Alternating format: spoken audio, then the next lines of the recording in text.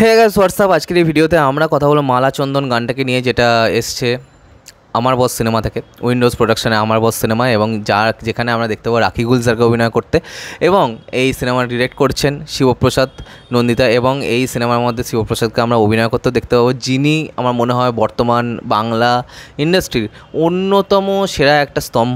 ঠিক আছে, তিনি যেভাবে নিজের যে জায়গাটাকে শক্ত করেছেন সেটা মানে রিয়েলি ইন্সপায়ারিং, মানে তার লাইফের ওপর একটা বায়োপিক ডিজার্ভ করা আমার সবসময় মনে হয়। এবং অন্যদিকে যদি দেখি যে এই গানটার মধ্যে আমরা শিবপ্রসাদ এবং শ্রাবন্তীকে দেখতে পাবো, এই গানটা গেয়েছে অনুপম রায়, এবং অনুপম রায় যখন গেয়েছে তাহলে কম্পোজ এবং লিরিক্স দুটোই অনুপম রায়ের। তো চলো বেশি কথা না বাড়িয়ে দেখি যে কেমন হয়েছে মালা চন্দন গানটা আমার বস সিনেমা থেকে। 1 2 3 স্টার্ট।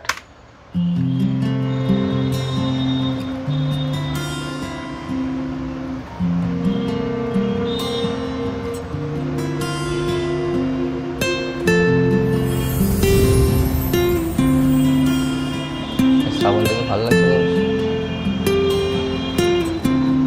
লিরিক্যাল ভিডিও নাকি ভাই? তোমাকে কোথাও দেখেছি, কোথায় দেখেছি যেন, তুমি এগিয়ে আসছো আমার দিকে কেন? তোমাকে কোথাও দেখেছি, কোথায় দেখেছি যেন, তুমি এগিয়ে আসছো আমার দিকে কেন? তোমার আঁচল মাটিতে লুটোয় ঘন নীল মায়া চোখে, এক ছুটে আমি পালাতে চাইছি ছেলে মানুষের ঝোঁকে।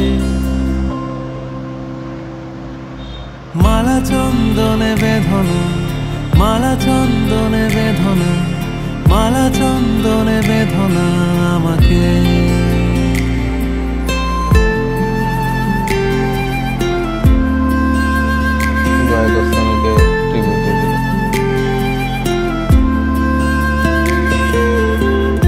আমার এই বুকের কাছে তোমার মাথা চেপে চুপ করে কেন বসে থাকতাম, ঠোঁট ছুলে ফুরোয় কথা ওঠে শুধু কেঁপে, সময়ের নিয়ম মেনে চলতাম।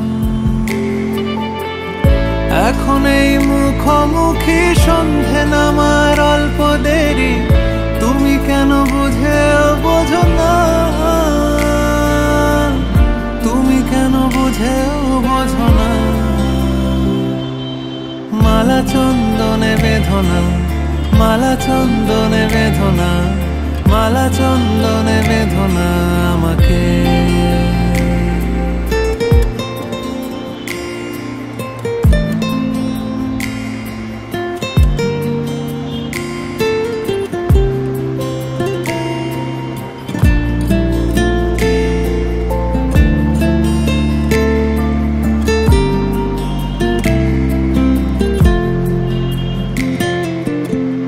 কখনো কি হয়নি মনে একটু কাছাকাছি, নিঃশ্বাস নাই বা ধরে রাখলাম,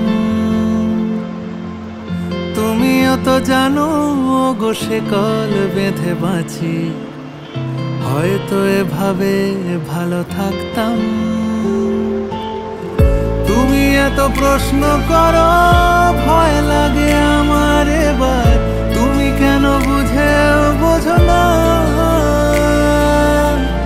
তুমি কেন বোঝো না? তোমাকে কোথাও দেখেছি, কোথায় দেখেছি যেন, তুমি এগিয়ে আসছো আমার দিকে কেন? তোমার আঁচল মাটিতে লুটোয় ঘন নীল মায়া চোখে, এক ছুটে আমি পালাতে চাইছি ছেলে মানুষের ঝোঁকে। মালা চন্দনে বেদনা, মালা চন্দনে বেদনা, মালা চন্দনে বেদনা, মালা চন্দনে বেদনা, মালা চন্দনে বেদনা আমাকে।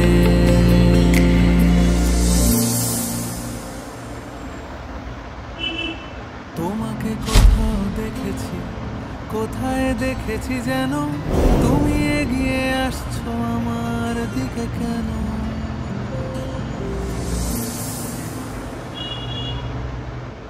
তো গান তো শোনা হলো এবং আমার গানটা বেশ ভালোই লেগে গেছে, হ্যাঁ। এবং এটা একটা sad song and romantic song তো বটেই। এখানে দুজনের মধ্যে কেমিস্ট্রি যেরকম আমরা দেখতে পাচ্ছি সেটা কিন্তু খুব ম্যাচিওর একটা কেমিস্ট্রি। এবং অন্যদিকে শিবপ্রসাদকে এভাবে কিন্তু, প্রেমিক শিবপ্রসাদকে কিন্তু এভাবে কোনো দিন দেখিনি।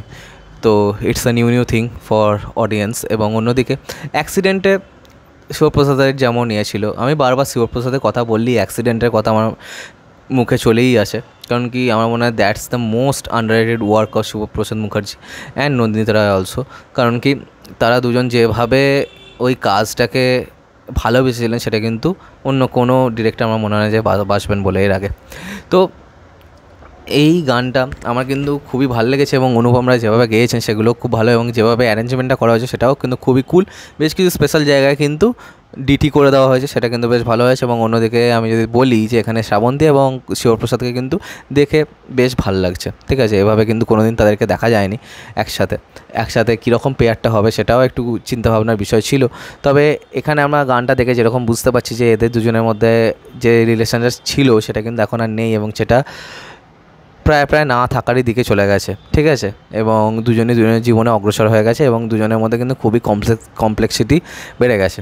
তো সব মিলিয়ে এখানে স্টোরিকে সেম খুব ভালোভাবে লুকিয়ে রেখেছে এবং কিছু কিছু জায়গায় ফ্রেমটাকে স্টিল করে দিয়ে যেরকমভাবে এডিটটা করেছে সেটা কিন্তু বেশ ভালো। খুব চিট শট ব্যবহার করেছে ওইভাবে, খুব কম কীভাবে করেছে গল্পটা, সেটা কিন্তু বেশ ভালো লেগেছে আমার। তো চলো আজকে মতো ভিডিওটা এখানে শেষ করলাম। কমেন্ট করে তোমরা জানাও তোমাদের কেমন লেগেছে এই গানটা। আমার মনে হয় এই গানটার মধ্যে কিন্তু পোটেনশিয়াল আছে, ঠিক আছে। এটা কিন্তু নেক্সট একটা সেন্সেশনাল সং কিন্তু হতেই পারে। চলো আজকে মতো ভিডিওটা এখানে শেষ করলাম। কমেন্ট করে তোমরা জানাও তোমাদের কেমন লেগেছে এই গানটা, আর সাবস্ক্রাইবটা প্লিজ করে দাও যাতে আমার সাথে তোমাদের আবার দেখা হয়। Bye bye.